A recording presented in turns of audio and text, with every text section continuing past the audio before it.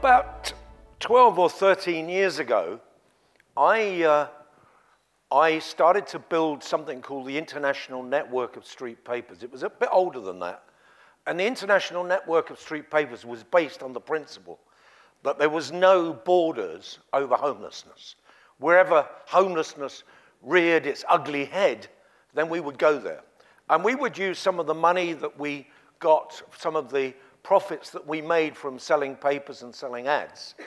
And what was interesting, there was a bunch of people who were very liberal, who were very well-intentioned, who were very committed to homeless people.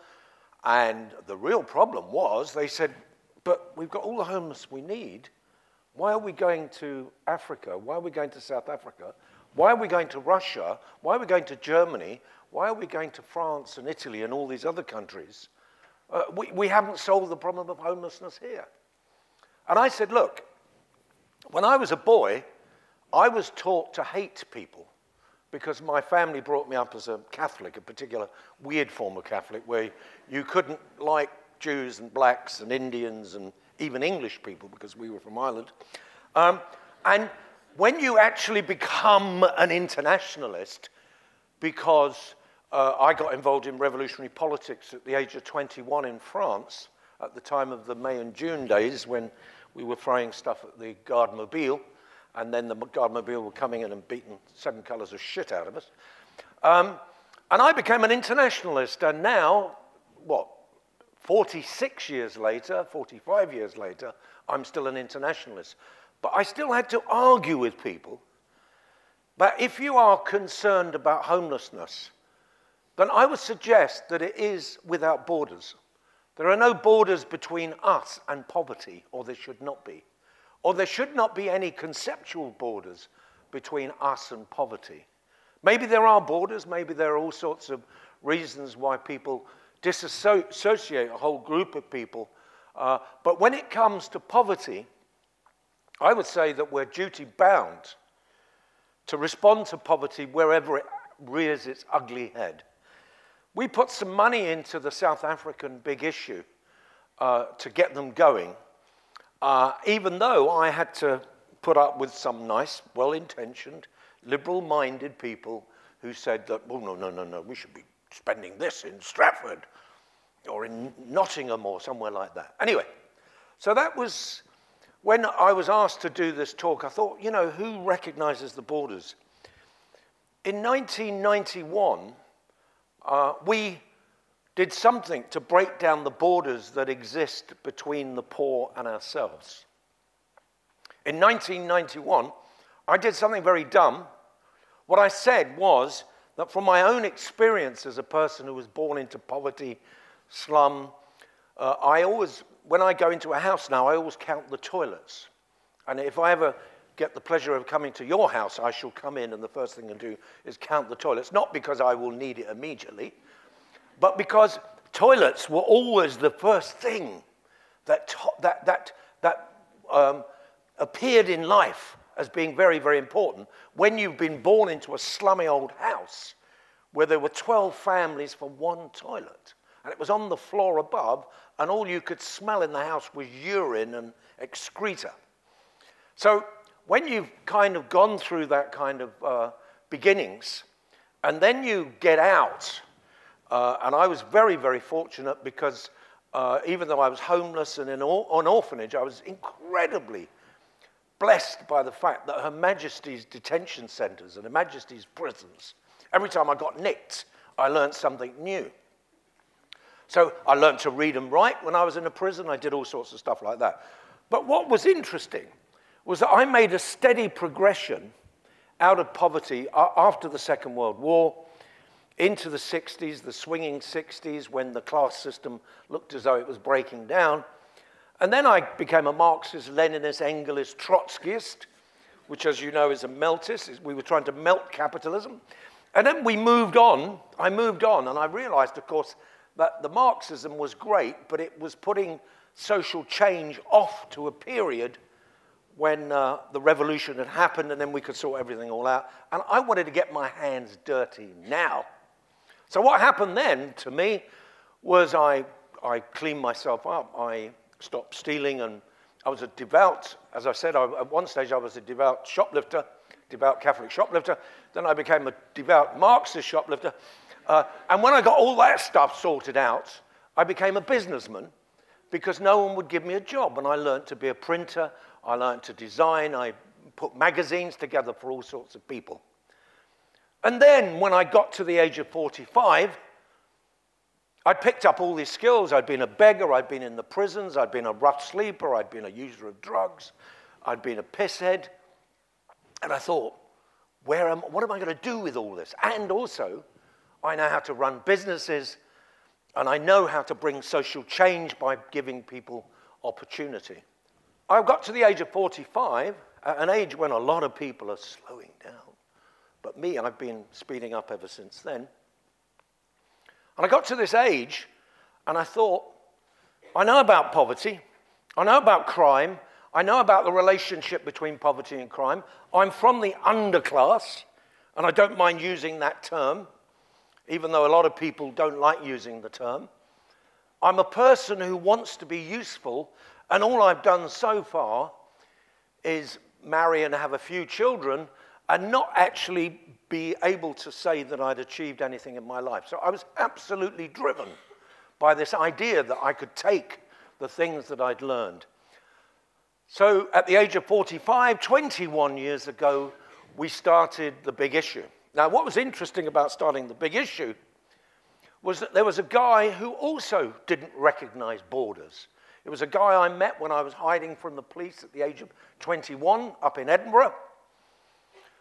We became mates. I allowed him to buy me loads of drink. I was a very nice guy like that. And then what happened was I didn't see him for 20 years, and by that time he'd become a multi-millionaire. And as I've always said, if you ever want to bring any change in this world, you've got to have your principles. And the first principle is, if you ever meet anybody with money, stick to them.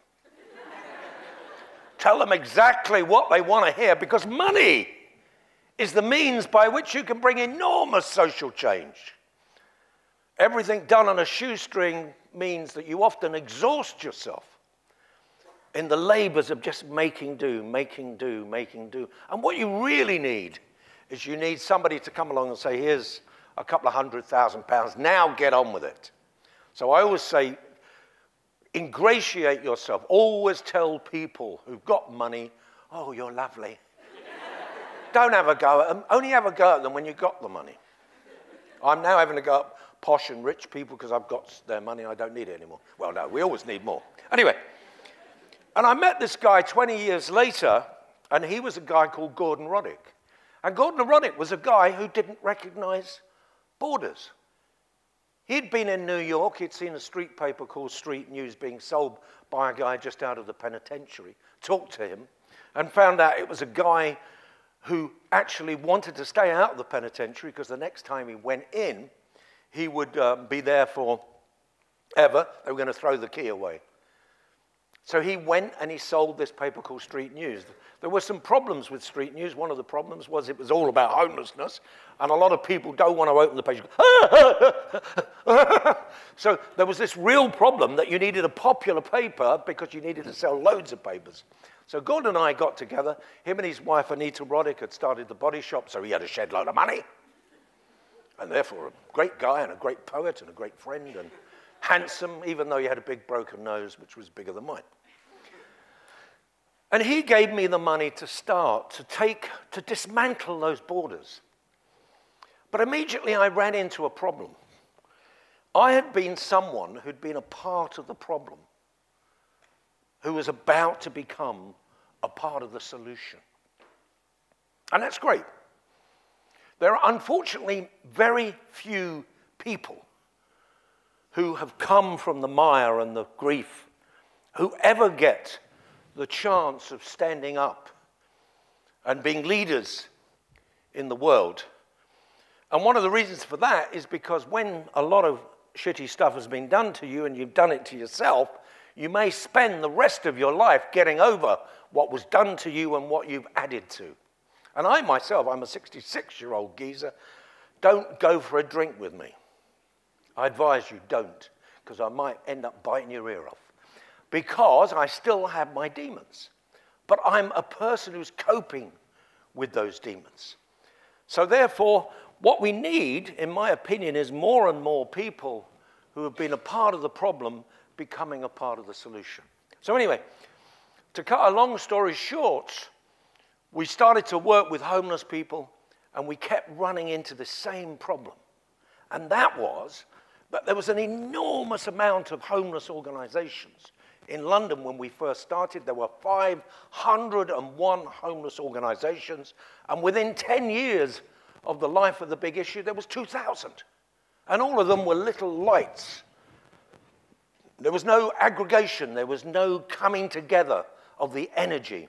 And I was always the person saying, well, why can't we come together? Why do we have to duplicate? And it was all to do with personality, because the people who start these organizations, they want to run it, they want to be the leader. But the biggest problem for me was that they were not including the poor themselves in this new world. What was happening was organizations were being set up by people who were fiercely against poverty, fiercely against social injustice. But they looked upon the people in poverty almost as another species. Now, when I was a boy, I was in the underclass, the criminal classes, call it what you like, the underworking class. And then I graduated and I became a posh git, the posh chap that you see before you now. And in the middle classes, there's only one cure for poverty: get out. There's a lot of people who spend a lot of time and a lot of money making the poor comfortable, but the best thing is to get an exit strategy out of poverty. And this is the big problem for me. So what was happening was that a lot of the organizations working with the poor were not getting the poor out of poverty, but in a sense, sympathizing and being sentimental and saying, oh, it's terrible, and then going off and doing a PhD on it, on poverty. And what we needed was to mix our ranks with people who had problems, and they still have problems. I work with people who have severe problems, but I try and bring them into the ranks because I want the people who have been a part of the problem to become a part of the solution. I'm now moving to the next stage. I'm going to train my vendors to be distributors, and people are going to pre-order the paper, and it's going to be brought to your home or to your office or to your college. Because I'm cheesed off with this beautiful relationship people have with our homeless vendors. Great, they love them. But it arrests their development. The worst place on earth for a poor person is to have to work on the streets. But the point is, we have to find a way now of morphing them off. And we have to find a way of breaking the barriers between us and the poor. It is not enough to feel sorry for them. It's not enough to support them. It is enough to give them the way of getting out of it. Thank you very much. God bless.